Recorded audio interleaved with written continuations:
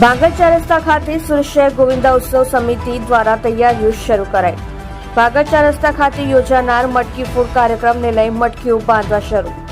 સુરત શહેર ગોવિંદા ઉત્સવ સમિતિના પ્રમુખ ગણેશભાઈ પી સાવંત પોતે મટકી બાંધવા ચડ્યા.